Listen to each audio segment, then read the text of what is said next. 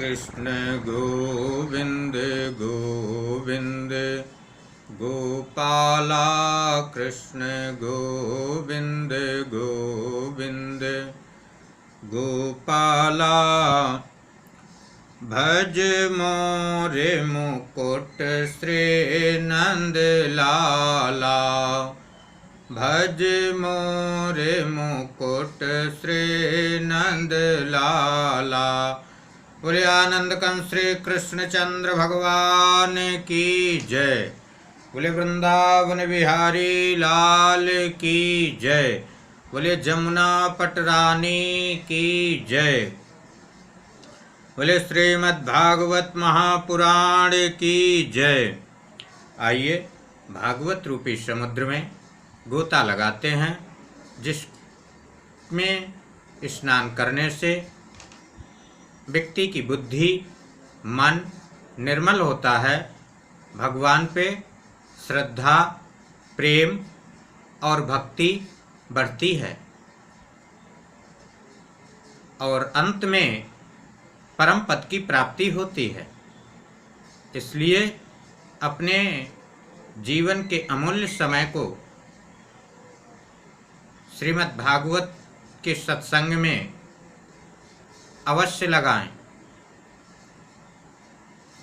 थोड़ी ही देर लगाएं, लेकिन नित्य प्रति लगाएं और जरूर लगाएं। अपना प्रसंग चल रहा था कि राम और लक्ष्मण विश्वामित्र के यज्ञ की रक्षा कर रहे हैं।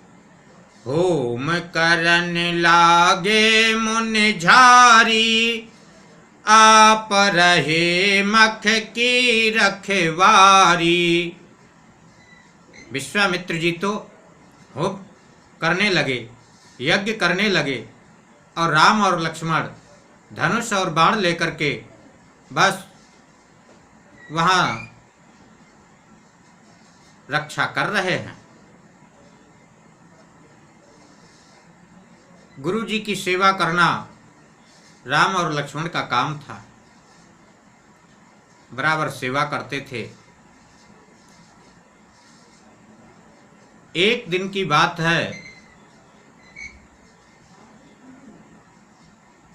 रामचंद्र जी कहते हैं श्री विश्वामित्र जी से कि गुरुदेव,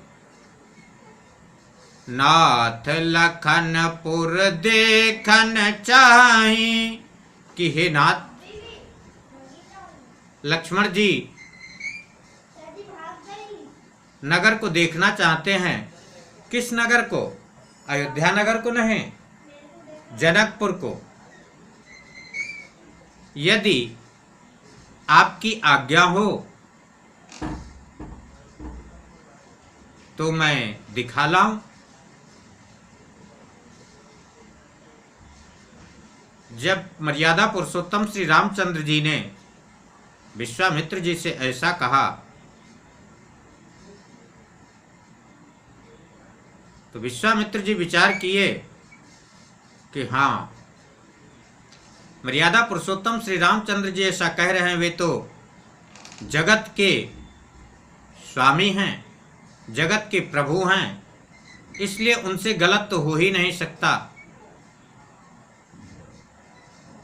और तब तक विश्वामित्र के पास कार्ड भी आ गया, निमंत्रण भी आ गया जनकपुर से।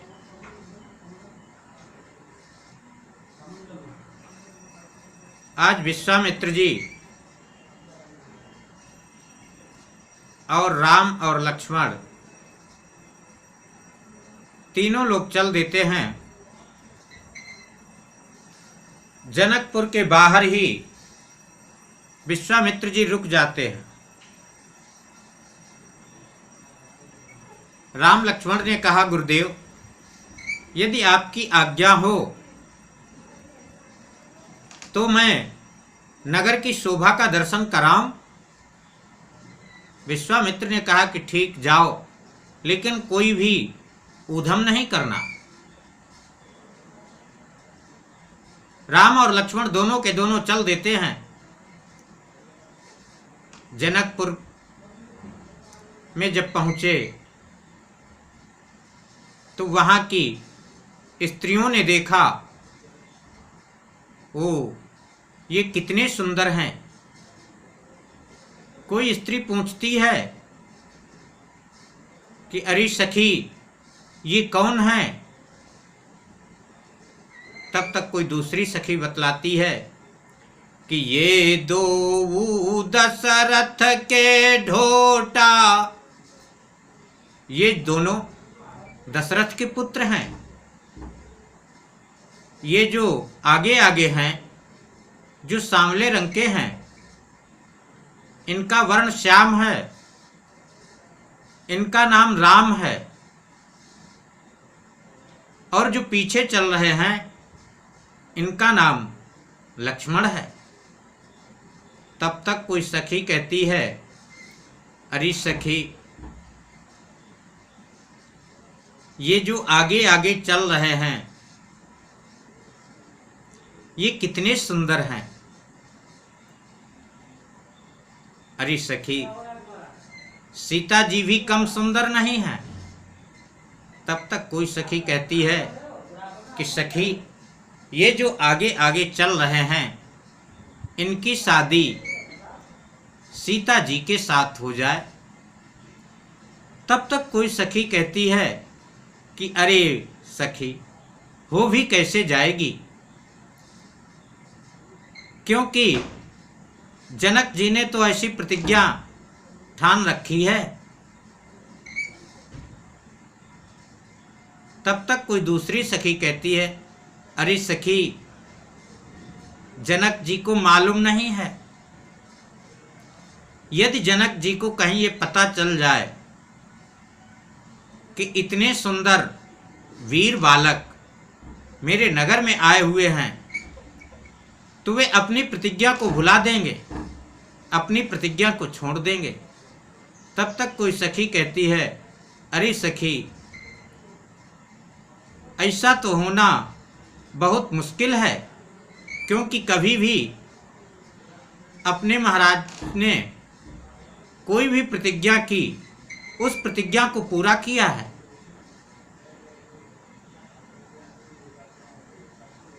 तब तक कोई सखी कहती है, अरे कोई बात नहीं, ये साधारण नहीं है। जानती हो विश्वामित्र के यज्ञ की रक्षा कर रहे हैं, उनकी यज्ञ की रक्षा करने के लिए आए हुए हैं। तब तक कोई वहीं पे सखी कहती है, अरे सखी मैंने तो यहाँ तक सुना है कि वे जो ताड़का बहुत भयंकर राक्षसनी थी, उस राक्षसनी को ये मार दिए हैं, और यहाँ तक सुबाहु को मार दिए, मारीच को तो फेंक दिए। बल्कि भागवत में तो ऐसा भी वर्णन मिलता है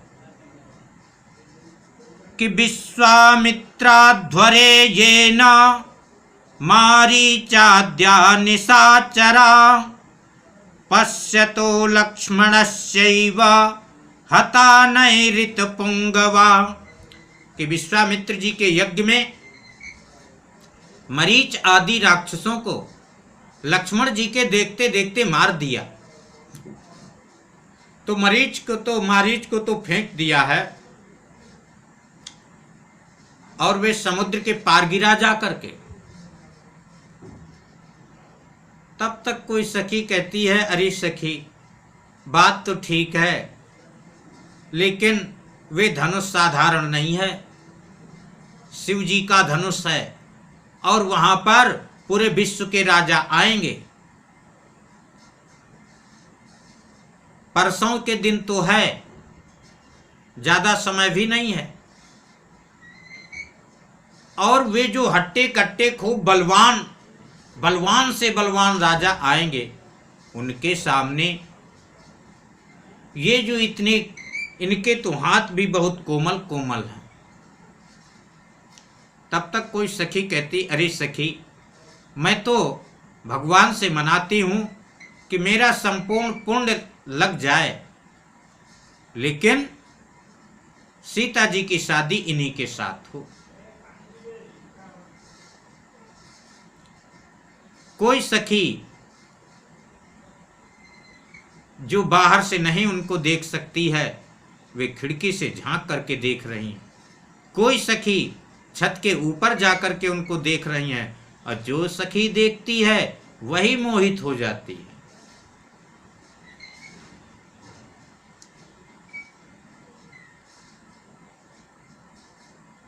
तब तक विश्वामित्र ये वापस आते हैं और विश्वामित्र जी के संध्या का समय होने लगता है। उनको फूल की आवश्यकता पड़ती। राम लक्ष्मण दोनों फूल चुनने के लिए पुष्प वाटिका में जाते हैं। इधर से सीता जी भी अपनी सहेलियों के सहित गौरी पूजन के लिए जाती हैं। जब मंदिर के पास पहुंचती हैं तो वहां एक सखी भ्रमण करने के लिए चल देती है, और वे क्या देखती है कि वे जो फूल तोड़ रहे हैं वे कितने सुंदर हैं। वे तो बहुत सुंदर हैं। जब इस प्रकार से वे देखती है तो वे सखी आकर के सीता जी को भी बताती है। सीता जी का मन होता है कि मैं भी देखूं, और सीता जी अपनी सखियों के सहित चल देती हैं देखने के लिए।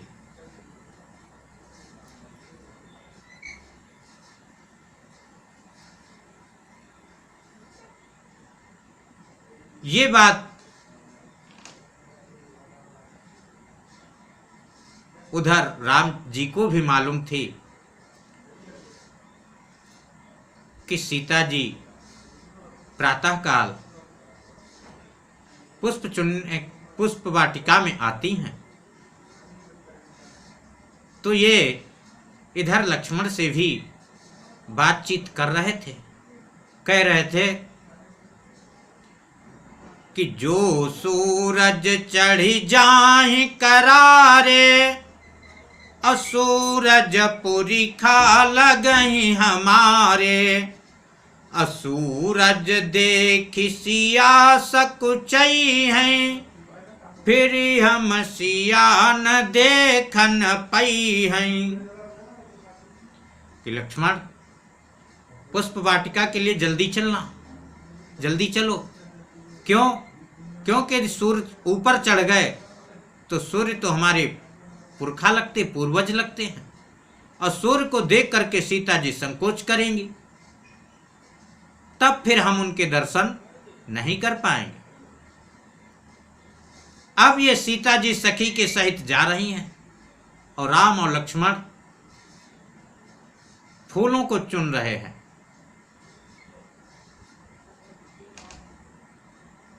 तब तक सीता जी मन में विचार कर रही हैं कि अरे वे कहीं चले तो नहीं गए, कहाँ हैं वे? हो सकता है कि ये सखी देखी रही, फिर उसके बाद हमारे पास गई और हमको बताई, और उसके बाद हम लोग वहां से आए, तब तक तो फूल तोड़ के चले गए होंगे। लेकिन जब तक थोड़ी देर कुछ और आगे बढ़ते हैं तो नूपुरों की धुन सुनाई देती है। जब और आगे बढ़ी तो सखी ने कहा कि देखो वे फूल चुन रहे हैं। लता की ओट से रामचंद्र जी भी देख रहे हैं। रामचंद्र जी ने कहा, लक्ष्मण मेरा जो मन है वे सीता जी पे मोहित हो रहा है, और ये रघुवंशियों का स्वभाव है कि इसमें निश्चित रूप से इससे ये साबित हो रहा है कि हो सकता है सीता तुम्हारी भाभी बनने वाली हूँ, क्योंकि नहीं तो रघुवंशियों का ये जो मन है ये चल ही नहीं सकता।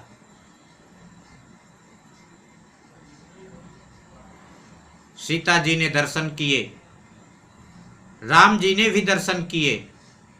सीता जी ने मन ही मन राम जी को वहीं पर अपना पति मान लिया। अब वे गौरी पूजन के लिए जाती हैं। उनके मन में ये हो रहा है कि इतना भयंकर धनुष ये कैसे तोड़ पाएंगे, क्योंकि वे जो धनुष है, जहां पर धनुष रखा था और वहां से रंग मंच तक, यो लोक वीर समितौ धनुरै समुग्रम सीता स्वयंवर ग्रहे त्रिशतोपनीतम आदाय बाल गजलील इवेक्षु यष्टिम सज्जीकृतं नृप विकृष्य बभंज मध्य। कि उस धनुष को महल से और रंगमंच तक त्रिशतोपनीतम, बहुत बड़े बड़े बलवान 300 व्यक्ति उसको रथ पे चढ़ाए थे, और फिर वे रथ से धनुष रंगमंच तक आया 300 व्यक्तियों के द्वारा। और इनके तो मैं ये देखी हूं कि फूल तोड़ते तोड़ते इनके मुख में पसीना पसीना हो गया है। तो गौरी जी से प्रार्थना कर रही हैं कि जय जय गिरिवर राज किशोरी, जय महेश मुख चंद्र चकोरी, जय गज बदन सडानन माता, जगति जननी दामिनी द्रुति गाता, नहीं तब आदि मध्य अवसाना, अमित प्रभाव वेद नहीं जाना। हे गिरिवर राज किशोरी, आपकी जय हो। हे गजानन, आपकी जय हो। आपका आदि और अंत नहीं है, इसलिए आज तक मैं कभी कुछ मांगी नहीं हूं, लेकिन आज मैं आपसे मांगने आई हूं और मांग रही हूं। क्या मांग रही हूं? कि मेरे पिताजी ने प्रतिज्ञा कर रखी है कि जो धनुष को तोड़ेगा उसी के साथ मेरी शादी होगी। हे गौरी जी, आप ऐसा कीजिए, पहले तो जब वे राजा लोग धनुष को उठाएं, जो भी कोई राजा आए इनके अतिरिक्त, तो हे शेषनाग जी, आप धनुष को पृथ्वी से जकड़ लीजिए,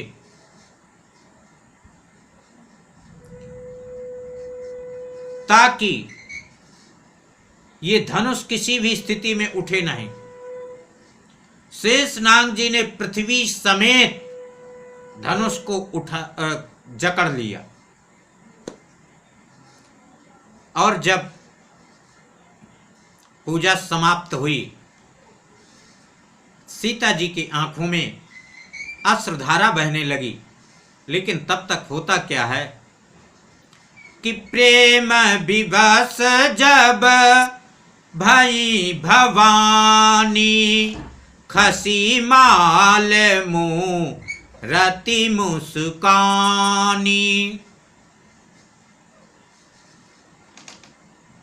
कि माला खिसक गई, मूर्ति मुस्करा गई, मुस्कराने लगी। सीता जी ने देखा और देखते ही समझ गई कि मेरा तो काम सफल हो गया।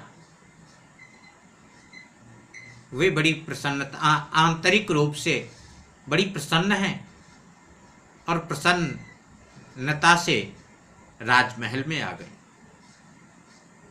जैसे ही परसों वाला दिन आया, बड़े बड़े राजा, चक्रवर्ती सम्राट सबके सब आने लगे। रावण बाणासुर भी पहुंचा, लेकिन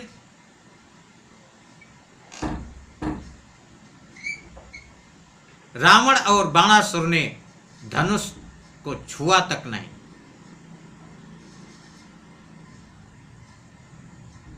अब सीता जी भी रंगमंच पर पहुंच गई। जनक जी ने खड़े होकर के घोषणा कर दी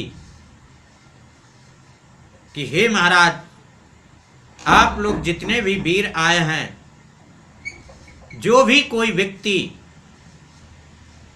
जो भी कोई राजा इस धनुष को तोड़ देगा, उसी के साथ अपनी मैं प्राणों से प्यारी पुत्री की शादी कर दूंगा।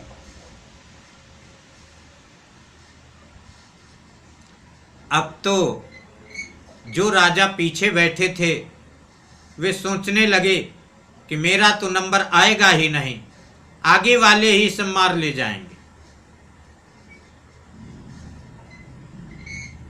लेकिन इधर विश्वामित्र जी और राम लक्ष्मण सब मंचन ते मंच अति, शोभा विपुल विशाल।